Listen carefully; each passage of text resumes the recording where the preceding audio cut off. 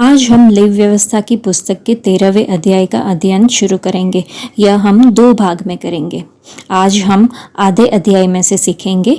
फिर यहोवा ने मूसा और हारून से कहा, जब किसी मनुष्य के शरीर के चर्म में सूजन या पपड़ी या दाग हो और इससे उसके चर्म में कोढ़ की व्याधि सा कुछ दिखाई पड़े, तो उसे हारून याजक के पास या उसके पुत्र जो याजक है उनमें से किसी के पास ले जाए। जब याजक उसके चर्म की व्याधि को देखे और यदि उस व्याधि के स्थान के रोए उजले हो गए हो और व्याधि चर्म से गहरी दिखाई पड़े, तो वह जान ले कि कोढ़ की व्याधि है और याजक उस मनुष्य को देखकर उसको अशुद्ध ठहराए।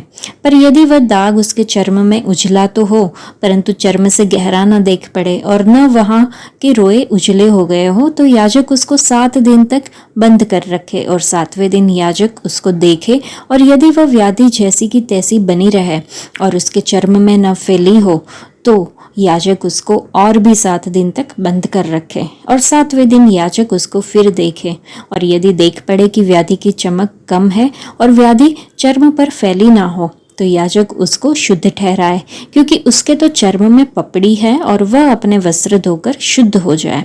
पर यदि याजक की उस जांच के पश्चात जिसमें वह शुद्ध ठहराया गया था वह पपड़ी उसके चर्म पर बहुत फैल जाए, तो वह फिर याजक को दिखाया जाए और यदि याजक को देख पड़े कि पपड़ी चर्म में फैल गई है, तो वह उसको अशुद्ध ठहराए, क्योंकि वह कोढ़ी ही है। यदि कोढ़ किसी व्याधि किसी मनुष्य के हो, तो वह याजक के पास पहुंचाए जाए और याजक उसको देखे और यदि वह सूजन चर्म के उसके चर्म में उजली हो और उसके कारण रोए भी उजले हो गए हो और उस सूजन में बिना चर्म का मांस हो, तो याजक जाने कि उसके चर्म में पुराना कोढ़ है, इसलिए वह उसको अशुद्ध ठहराए और बंद न रखे, क्योंकि वह अशुद्ध है। और यदि कोढ़ किसी के चर्म से फुटकर यहाँ तक फैल जाए कि जहाँ कहीं याजक देखे रोगी के सिर से पैर के तलवे तक कोढ़ ने सारे चर्म को छा लिया हो, तो याजक ध्यान से देखे और यदि कोढ़ ने उसके सारे शरीर को छा लिया हो, तो वह उस व्यक्ति को शुद्ध ठहराए और उसका शरीर जो बिल्कुल उजला हो गया है वह शुद्ध ही ठहरे। पर जब उसमें चर्महीन मांस देख पड़े तब वह अशुद्ध ठहरे और याजक चर्महीन मांस को देखकर उसको अशुद्ध ठहराए, क्योंकि वैसा चर्महीन मांस अशुद्ध ही होता है, वह कोढ़ है। पर यदि वह चर्महीन मांस फिर उजला हो जाए, तो वह मनुष्य याजक के पास जाए और याजक उसको देखे और यदि वह व्याधि फिर से उजली हो गई हो, तो याजक रोगी को शुद्ध जाने, वह शुद्ध है।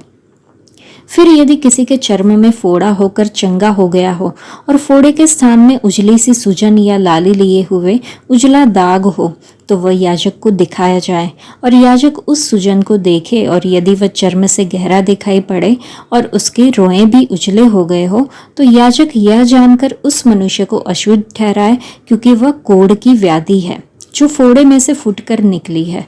परंतु यदि याजक देखे कि उसमें उजले रोए नहीं हैं और वह चर्म से गहरी नहीं और उसकी चमक कम हुई है, तो याजक उस मनुष्य को 7 दिन तक बंद कर रखे और यदि वह व्याधि उस समय तक चर्म में सचमुच फैल जाए, तो याजक उस मनुष्य को अशुद्ध ठहराए, क्योंकि वह कोढ़ की व्याधि है। परंतु यदि वह दाग न फैले और अपने स्थान ही पर बना रहे, तो वह फोड़े का दाग है, याजक उस मनुष्य को शुद्ध ठहराए। फिर यदि किसी के चर्म में जलने का घाव हो और उस जलने के घाव में चर्महीन दाग लाली लिए हुए उजला या उजला ही हो जाए, तो याजक उसको देखे और यदि उस दाग में के रोए उजले हो गए हो, तो चर्म से गहरा दिखाई पड़े, तो वह कोढ़ है। याजक उस मनुष्य को अशुद्ध ठहराए, क्योंकि उसमें कोढ़ की व्याधि है।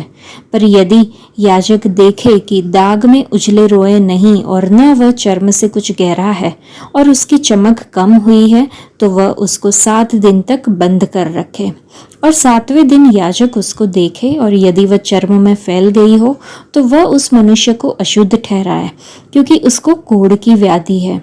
परंतु यदि वह दाग चर्म में नहीं फैला और अपने स्थान ही पर जहाँ का तहाँ बना हो और उसकी चमक कम हुई हो, तो वो जल जाने के कारण सूजा हुआ है, याजक उस मनुष्य को शुद्ध ठहराए, क्योंकि वह दाग जल जाने के कारण से है।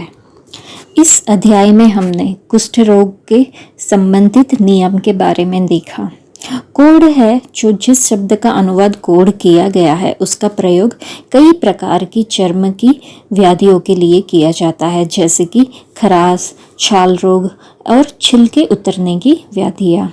शुद्ध और अशुद्ध के कड़े नियम चर्म रोग को फैलने से रोकने में सहायता करते थे। कुछ प्रकार के कोढ़ अत्यंत गंभीर और संक्रामक होते थे, पर अन्य प्रकार के चर्म रोग और जलना संक्रामक नहीं होते थे। फिर भी इन सबको एक व्यक्ति को अशुद्ध बनाने वाला माना गया था, और हमने देखा कि न फैलने वाली पपड़ी अशुद्ध नहीं मानी जाती थी। उसके बाद हमने फोड़ा और उसके उजली सी सूजन के बारे में हमने पढ़ा। तो ये संक्रमण के कारण होने वाले फोड़ों या फिर चमड़ी की सूजन को बताया गया है। उसके बाद छलने की वजह से जो घाव होता है उसके बारे में बताया है। छलने के घाव कोढ़ में नहीं बदलते, पर क्योंकि वे संक्रामक हो जाते हैं इस कारण उन्हें कोढ़ की व्याधि मानकर अशुद्ध माना जाता है।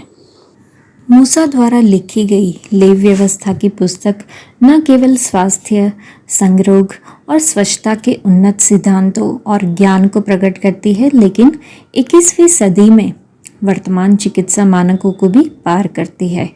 पवित्र शास्त्र स्पष्ट रूप से बताता है कि कुछ खाद्य पदार्थ नहीं खाने चाहिए और कुछ व्यवहार परमेश्वर की नज़र में पापपूर्ण और घृणित है।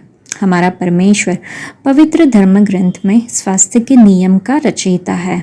स्वास्थ्य के बारे में परमेश्वर के नियम बीमारी को रोकने और स्वास्थ्य को बढ़ावा देने पर केंद्रित है। स्वास्थ्य के ये शास्त्रीय नियम आज भी वैज्ञानिक रूप से मान्य है। इस्राएलियों को परमेश्वर के कानून निर्धारित मानकों का पालन करने से लाभ हुआ और वे अपेक्षाकृत स्वस्थ थे। आखिरकार लेव व्यवस्था की पुस्तक मानव जाति के लिए परमेश्वर की स्वास्थ्य निर्देश पुस्तक है। यदि हम इसकी मूल शिक्षाओं का समझदारी और उचित ढंग से पालन करें तो हम बढ़ती बीमारी और बीमारी की त्रासदी से बच सकते हैं। आज के लिए इतना ही। परमेश्वर आप सबको आशीष दे। धन्यवाद।